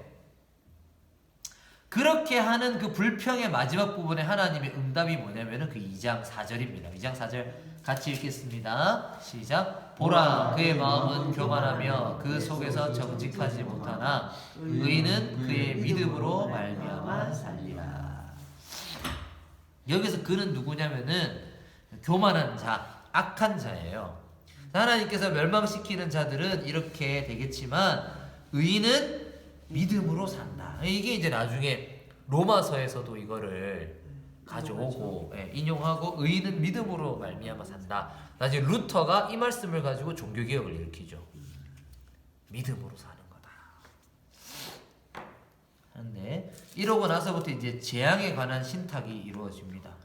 결국 멸망할 거다. 2장 전체는 결국 하나님이 그런 악한 자들, 그러니까 하박국의 노래는 이거예요. 왜 이 땅이 악한 놈들은 잘 되고 선한 사람들은 망하고 이 어찌 이럴 수 있습니까 하니까 하나님이 악한 놈들은 결국엔 내가 멸망시킬 것이다. 그리고 이제 3장에서는 바로 그 하나님을 찬양하는 노래입니다. 그 유명한 노래가 3장 17절이에요. 그렇죠. 비록 무화과 나무가 무성하지 못하며 포도나무에 열매가 없으며 감람나무에 소출이 없으며 밭에 먹을 것이 없으며 우리의 양이 없으며 외양간에 소가 없을지라도 지금의 상황은 이럴지라도 나는 여호와로 말미암아 즐거워하며 나의 구원의 하나님으로 말미암아 기뻐하리로다. 왜? 주 여호와는 나의 힘이시라. 나의 발을 사슴과 같게 하사 나를 나의 높은 곳으로 다니게 하실 것이다. 근데 이 노래는 지휘하는 사람 위에 내 수금에 맞췄다. 하박국도 싱어송라이터였어요. 기타 치면서 작곡을 한 거예요. 이런 이제 선지자였구나라는 것을 우리가 볼 수 있습니다. 이 믿음은 결국 하나님께 대한 신뢰. 지금 이때는 유다가 멸망할 때입니다. 유다의 멸망을 바라보면 하박국이 뭘 어떻게 이럴 수 있느냐? 라고 하나님께 얘기할 때 하나님이 그래 네 눈에는 그렇게 보일지라도 결국엔 하나님께서 선한 길로 인도하실 거다. 믿음으로 말미암아서 결국 하나님을 신뢰하라는 거예요. 하나님이 알아서 하신다. 반드시 저기를 세우실 거다. 그거 신뢰해라. 거기에 대한 신뢰를 말합니다. 그리고 이제 스바냐. 자, 스바냐도 이제 동시대 사람이에요. 스바냐는 이제 BC 640년부터 609년 유다 왕 요시야 때 사람인데 스바냐도 왕족입니다. 스바냐는 그 히스기야의 후손이에요. 왕족 요시야하고는 아주 가까운 사이겠죠. 히스기야가 한 40년 전에 죽었거든요. 그러니까 왕족 스바냐인데 스바냐 같은 경우는 이제 심판과 회복에 대한 말씀입니다. 결국에는 우리가 히스기야의 현손이다 이렇게 나와요. 1장 1절 보면 아몬의 아들 유다왕 요시야의 시대에 스바냐에게만 여호와의 말씀. 스바냐는 히스기야의 현손이요 아말의 증손이요 그달의 손자요 구시의 아들이었다. 히스기야의 후손으로 나오는데 이제 스바냐의 예언은 이제 유다가 망한다. 너가 이렇게 살면 망한다. 그리고 유다뿐만 아니라 이방 민족도 다 너희도 다 망한다. 유다만 망하는 게 아니라 너희도 다 망한다. 망한다 하다가 결국에는 마지막에는 하나님께서 그래도 다시 깨끗하게 하실 것이다. 3장 9절부터 하나님께서 회복하실 것이다. 이 얘기를 합니다. 그래서 스바냐도 이제 3장 17절 유명한 말씀이죠. 스바냐 3장 17절 너의 하나님 여호와가 너의 가운데에 계시니 그는 구원을 베푸실 전능자이시라. 그가 너로 말미암아 기쁨을 이기지 못하시며 너를 잠잠히 사랑하시며 너로 말미암아 즐거이 부르며 기뻐하시리라 하리라. 이 찬양 유명한 거 있죠. 노래. 네. 이 스바냐 3장 17절입니다. 네. 너의 하나님 여호와가 너의 가운데 계시니 이게 이런 심판의 메시지 뒤에 나오는 거라는 걸 알아야 돼. 그냥 단순히 축복한다 이게 아니에요. 유다뿐만 아니라 모든 열방을 하나님 심판하실 것이지만 하나님이 결국엔 회복하실 것이다. 이 말씀. 자, 이제 마지막. 자, 여기까지 이제 여기가 호세아, 요엘, 아모스, 오바댜, 요나, 미가 정도까지는 8세기 선지자라면 여기 나옴, 하박국, 스바냐는 이제 7세기 선지자였어요. 이스라엘, 여기 북이스라엘, 여기 북이스라엘 망하고 남유다. 그렇다면 이제부터 나올 선지자는 마지막 포로 귀환 이후입니다. 학계 스가랴 말라기. 성전 건축. 그렇죠. 학계는 BC 520년인데 이때 이제 성전 회복이에요. 이 성전의 나중 영광이 이전 영광보다 크리라. 이 유명한 말씀이에요. 이거 주로 사람들이 많은 교회에서 교회 건물 건축할 때 이게 참 많이 해요. 맞죠? 근데 전혀 그런 얘기가 아닙니다. 우리가 이 성전에 대해 얘기할 때 늘 생각해야 되는 게 무엇입니까? 예수님. 그렇죠. 요한복음 2장 21절에 따르면은 성전 되신 자기 육체를 가리킵니다. 예수님이 성전이에요. 그리고 에베소서 2장에 따르면은 뭐가 성전이에요? 우리 교회가 성전입니다. 그래서 성전에 대해서 우리가 이 학계하면 성전인데요. 성전에 대해 우리 잘 생각을 하고 학계를 봐야 되고요. 스가랴도 마찬가지입니다. 스가랴도 마찬가지로 BC 520년부터 518년 포로기한 이후에 역시 성전 건축 같은 시대 사람이에요. 학계 스가랴 둘 다 성전 건축에 관해서 얘기했던 선지자들입니다. 이제 특히 스가랴는 9장에서 14장에서는 더 먼 미래에 관해서 또 이렇게 바라보면서 예언하는 부분들이 있어요. 마지막 하나님의 어떤 회복과 어떤 심판에 대한 이야기들 나옵니다. 그리고 마지막으로 말라기. 이제 학계 스가랴는 성전 회복에 대한 이야기다 이렇게 보시면 되고, 마지막 말라기는 이제 그만하자 뭐 이렇게 됩니다. 이게 BC 539년 이후인 것 같아요. 이제 1차 기한 이후, 그러니까 페르시아 시대인데 여기에 문제는 그겁니다. 우리 1장 10절 한번 같이 읽겠습니다. 1장 10절 말라기 1장 10절 시작. 만군의 여호와가 이르노라 너희가 내 제단에 헛되이 불사르지 못하게 하기 위하여 너희 중에 성전 문을 닫을 자가 있으면 좋겠도다. 내가 너희를 기뻐하지 아니하며 너희가 손으로 드리는 것을 받지도 아니하리라. 하나님이 예배드리기 싫다. 교회 문 닫아라. 난 너가 드린 예배 너무 싫다. 왜 그렇게 얘기하시느냐?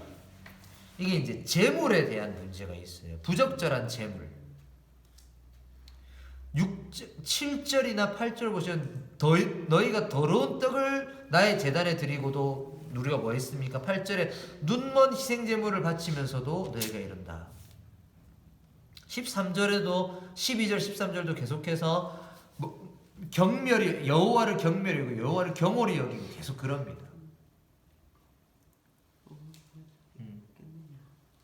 그리고 이제 2장 7절 제사장의 입술은 지식을 지켜야겠고 사람들은 그의 입에서 율법을 구하여야 되는데 8절 너희가 옳은 길에서 떠나 율법을 거스르게 하였다. 이 하나님께서 이제 분노하시는 일이에요. 너희가 어떻게 나한테 이럴 수가 있느냐. 그래서 3장 1절에서 4절을 보시면은 이제 내가 내 사자를 보내리니 그가 내 앞에서 길을 준비할 것이다. 이게 이제 세례 요한에 대한 예언이죠. 그래서 말라기가 제일 마지막에 나오는 겁니다. 신약과 연결되기 때문에. 그리고 유명한 게 3장 8절이죠. 사람이 어찌 하나님의 것을 도둑질하겠느냐. 그러나 너희는 나의 것을 도둑질하고도 말하기를 우리가 어떻게 주의 것을 도둑질하였나이까 하노다. 이는 곧 11조와 봉헌물이라. 10절 만군의 여호와가 이르노라 너희의 온전한 11조를 창고에 들여 나의 집에 양식이 있게 하고 그것으로 나를 시험하여 내가 하늘 문을 열고 너희에게 복을 쌓을 곳이 없도록 붙지 아니하나 한번 봐라. 이걸 보고 이제 11조 해라 이런 얘기를 여기서 들어서 나오죠. 그러면 이제 이 11조를 갖고 와서 무엇을 할 건지도 같이 말해줘야 되는데 그걸 얘기를 안 해요. 신명기에 따르면 이 11조를 모아서 어떻게 해야 되냐? 가난한 사람 나눠줘야 됩니다. 그 지경에 가난한 사람이 없게 하라. 이게 11조에 하는 이유예요. 그러니까 하나님의 것은 뭐다? 하나님의 것을 도둑질하는 건 뭐냐면은 우리 동네에 가난한 사람이 있으면은 그게 하나님의 것을 도둑질한 거예요. 가난한 사람이 있으면 안 됩니다. 11조를 모았다면 똑바로 모았다면 가난한 사람이 있을 수가 없는 거예요. 그러면서도 하는 말이 3장 13절 너희가 완악한 말로 나를 대적하고도 이르기를 우리가 무슨 말로 주를 대적하였습니까? 우리가 이러고 있는 겁니다. 그래서는 안 된다. 그리고 4장 5절 6절 보라 여호와의 크고 두려운 날에 이르기 전에 내가 선지자 엘리야를 이 선지자 엘리야가 이제 세례 요한이죠. 예수님 변화산에서 내려오시면서 그걸 설명해 주십니다. 제자들이 물어요. 엘리야가 먼저 온다 했는데 뭡니까 하니까 세례 요한이가 엘리야다 얘기를 해주십니다. 그래서 이렇게 하고 말라기가 끝나고 신약으로 넘어가게 되겠습니다. 해서 선지서를 마지막으로 이제 좀 하자면은 선지서의 예언은 미리가 아니라 하나님 맡기신 말씀, 하나님의 맡기신 말씀을 예언하는 것이고 그 맡기신 말씀이 뭐냐? 우상 숭배하지 마라, 사회적 불이하지 마라. 이건 다시 말해 우리 푸른 나무 교회식으로 얘기하면은 하나님과의 관계를 회복하라, 사람과의 관계를 회복하라. 그리고 그 두 개는 따로 노는 게 아니라 그 두 개가 하나다. 같이 가야 된다. 그 이야기를 하는 것이 이 선지서입니다. 그래서 이 선지서 근데 이거를 결국 못해요. 이스라엘이 안 됩니다. 이거 왜 인간은 이걸 못해요. 그게 기독교가 말하는 인간의 한계입니다. 인간 스스로는 도저히 스스로는 하나님과의 관계, 사람과의 관계 회복이 안 돼요. 그래서 하나님께서 그걸 해결하기 위해 누구를 보냈냐? 그의 아들 예수 그리스도를 보내시는 겁니다. 그분의 죽으심으로 우리가 옛 자아가 죽어야 돼요. 우리 자기 중심성은 자기 중심성의 생명력은 너무 강해서 이게 안 죽습니다. 계속해서 살아나서 자꾸만 하나님 반대로 가려고 해요. 이걸 죽여야 돼요. 이게 죽는 길이 뭐냐? 십자가 위에 못 박아야 돼요. 내가 그리스도와 함께 십자가에 못 박혔다니 이제는 내가 사는 것이 아니라 내 안에 그리스도께서 사시는 것이라 그렇게 되어야 하나님이 원하시는 삶을 살게 돼요. 하나님 기뻐하시는 삶을 살게 돼요. 그럼 새 생명을 얻습니다. 그게 성령이 주시는 새 생명을 얻어요. 이 성령이 주시는 새 생명으로 우리가 살게 됩니다. 그러할 때 하나님이 원하시는 하나님과의 관계, 사람과의 관계가 회복되는 그 참된 삶, 인생, 복된 인생, 요한식으로 말하면은 영생을 누리며 땅에서 살게 됩니다. 근데 이게 절대로 신천지가 말하는 것처럼 이 육체 영생 교리가 아니에요. 이 육체는 병들 수도 있고 죽을 수도 있습니다. 근데 그게 아무 의미가 없어요. 12제자 중에 11 사도 요한 빼고 다 순교했습니다. 가룟 유다는 자살했고 나머지 뭐 마띠아를 포함해서 전부 다 순교했어요. 뭡니까? 예수 믿어도 소용없네? 아니에요.